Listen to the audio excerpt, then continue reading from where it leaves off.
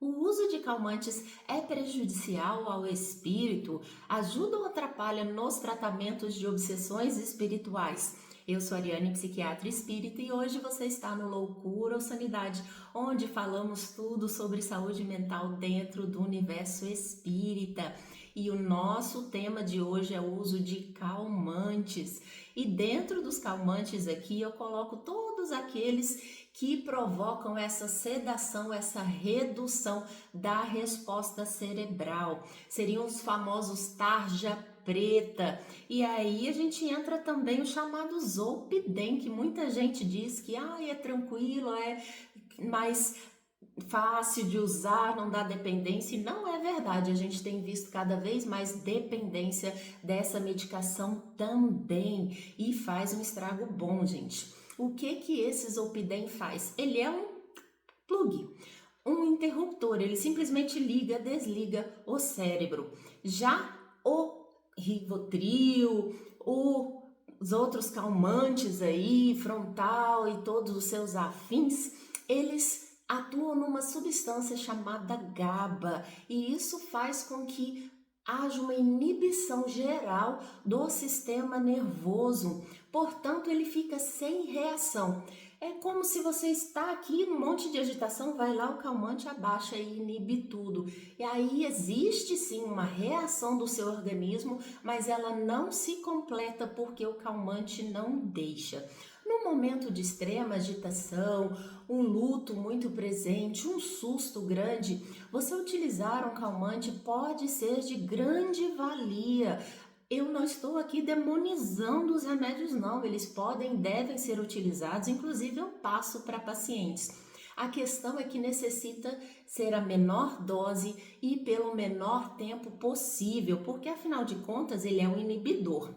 Um inibidor auxilia quando a gente está com um sintoma importante.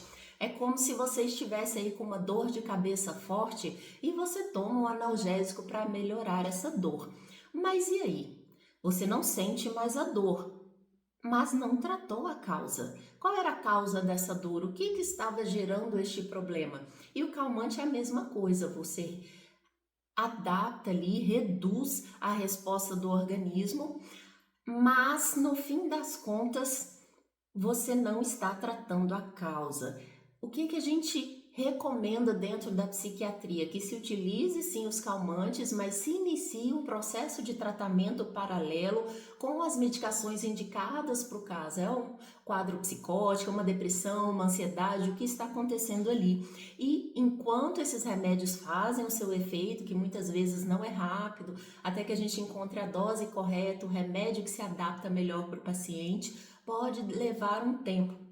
E os calmantes têm esse papel fundamental de deixar a pessoa mais confortável, mais tranquila, enquanto esse processo não se finaliza, enquanto ele não se reequilibra. Mas num processo de obsessão espiritual, o que a gente tem? Um espírito que está ali influenciando aquela pessoa. E ele faz uma influenciação magnética. Lembre-se que ele não tem corpo, pelo menos não um corpo material, como a gente entende essa matéria aqui na Terra. Essa influenciação magnética vai alterar as questões elétricas do cérebro e, consequentemente, a parte química. E nos livros de André Luiz, ele nos fala, inclusive, que toda a parte endócrina também fica abafada e alterada quando ocorre essa influenciação. Portanto, vai pegar ali epífise, que é a glândula pineal, produtora de melatonina. Então, a gente espera que haja uma alteração de sono. A gente tem também a hipófise sendo alterada, e a hipófise produz praticamente todos os hormônios no nosso corpo, pelo menos os mais fundamentais. Então, a parte de tireoide, que altera o nosso metabolismo, a parte de corticoides, que atua inclusive na nossa defesa imunológica, os hormônios sexuais, FSH, LH, então a produção de testosterona, progesterona, estrógeno, tudo isso fica alterado. Quando eu coloco neste cérebro um calmante que vai inibir as funções neurológicas como um todo, a gente está inibindo a reação do indivíduo àquela influenciação. Então a influenciação vem, se você estiver com o cérebro parcialmente inibido, ou seja, você usou um calmante, mas não está dopado ou dopada, essa reação ainda é existente. Portanto, eu consigo, de certa forma, adaptar aquela influenciação externa. Eu tenho defesas contra aquela agressão que está vindo na minha direção. Se eu inibo completamente o cérebro e deixo essa pessoa completamente dopada, eu atrapalho essa reação do indivíduo e ele fica mais suscetível, mais disponível para a influenciação espiritual. E aqui vocês já estão vendo que pode ser muito perigoso a gente dopar a pessoa, pelo menos por períodos prolongados. É claro que se a perturbação dela já chegou num ponto em que ela se machuca, em que ela machuca os outros, em que ela perdeu o controle de si, o calmante é mais benéfico do que maléfico. Afinal de contas, eu não posso deixar ela se machucar os outros.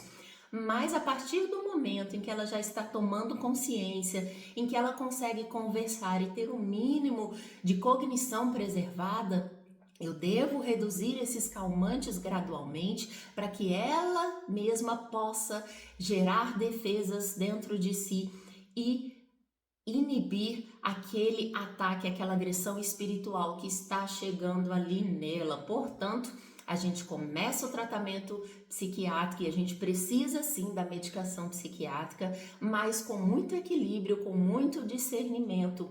E em conjunto, eu sempre indico o tratamento espiritual, sempre que a pessoa esteja disponível a fazê-lo. Às vezes a pessoa fala, mas eu não vou no centro espírita, socorro. Pois vá à sua igreja, faça preces lá, participe do culto que você gosta, que você se sente bem. Em todas as religiões, ou mesmo que você não tenha religião nenhuma, faça a sua meditação, o seu pensamento positivo, para que a espiritualidade superior tenha acesso a você, possa te dar um suporte magnético. Utilize a água fluidificada, a água benta lá da Igreja Católica. Faça preces antes de se alimentar, antes de dormir. Procure ter pensamentos mais positivos e assim o encaminhamento desses espíritos é realizado, mesmo que você não vá diretamente ao centro espírita. Mas é claro que se você puder, eu como espírita indico, porque o preparo do ambiente já é feito para o socorro daqueles espíritos diretamente. Isso facilita bastante o trabalho da espiritualidade. Eu vou deixar aqui para vocês algumas referências do que eu estou falando aqui, para não dizer que foram vozes da minha cabeça a fonte, e vocês podem aí questionar qualquer coisa nos comentários que vocês ficaram com dúvida. Curta esse vídeo, compartilhe com quem está aí precisando ouvir um pouco mais sobre esse assunto ou quem se interessa por espiritismo. E me siga também nas redes de vídeo curto, @Sentindo o Espiritismo. Faça também uma viagem aqui pelas nossas playlists, não deixe de assistir, já tem muito vídeo bom para vocês, tá bom? Um beijo!